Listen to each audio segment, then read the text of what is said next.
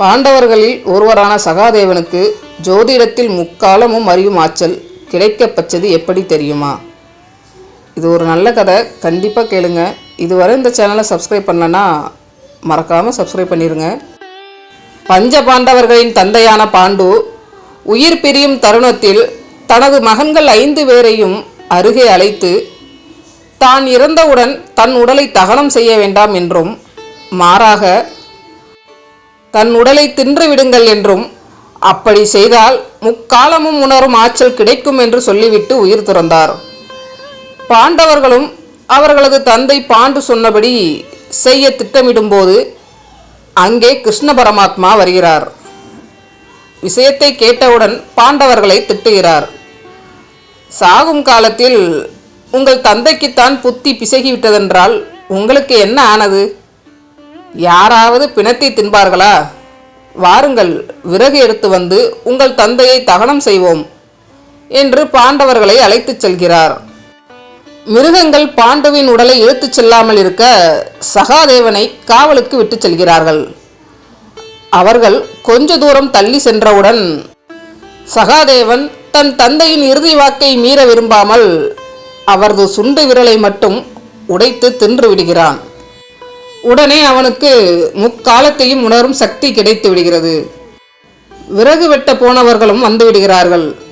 விறகுகளை கஷ்டப்பட்டு தூக்கி வந்த பாண்டவர்கள் மிகவும் களைப்புடன் விறகு கச்சைகளை கீழே போட்டுவிட்டு களைப்பாக அமர்கிறார்கள்.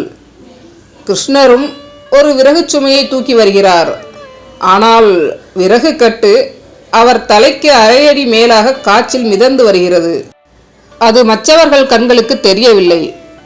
சகாதேவனுக்கு மட்டும் அது தெரிந்து விடுகிறது. கிருஷ்ணரும் மிகவும் களைப்படைந்தவர் போல அப்பா என்று விறகை கீழே போட்டு அமர்கிறார்.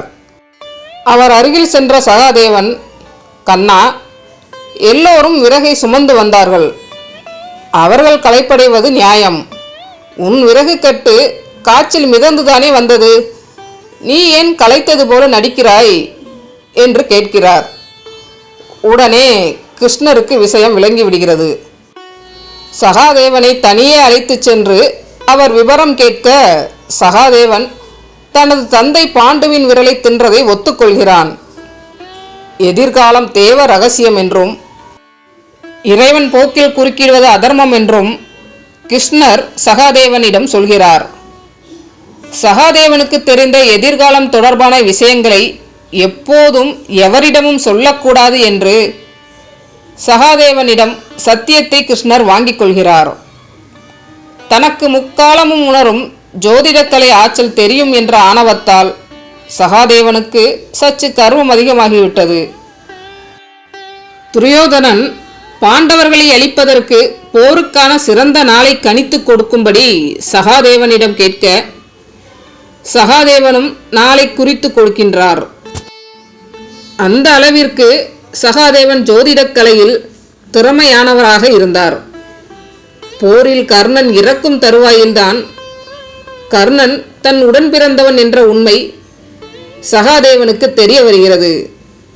இதனால் தனக்கு தெரிந்த முக்காலமும் உணரும் ஜோதிடக்கலையில் இந்த உண்மையை தெரிந்து கொள்ள முடியவில்லையே என்று ஜோதிடத்தில் நம்பிக்கையை இழக்கிறார். 18 நாள் திகழ்ந்த குருஷேத்திர போர் முடிவடைந்த பின் சகாதேவன் கிருஷ்ணரை பார்த்து, கிருஷ்ணா, ஜோதிடம் என்பது பொய்தானே என்று கேட்கிறார். அதற்கு கிருஷ்ண பகவான், ஜோதிடத்தில் அனைத்தும் அறிந்த நீயே இப்படி கூறலாமா என்று சொல்கிறார். ஜோதிடத்தில் அனைவருடைய பிறப்பு ரகசியமும் என் கணிதத்தில் தெரிந்து கொண்டேன்.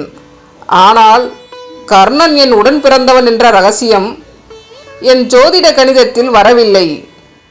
அப்படியென்றால் ஜோதிடம் பொய்தானே கிருஷ்ணா என்று கேள்வி எழுப்பினார் சகாதேவன்.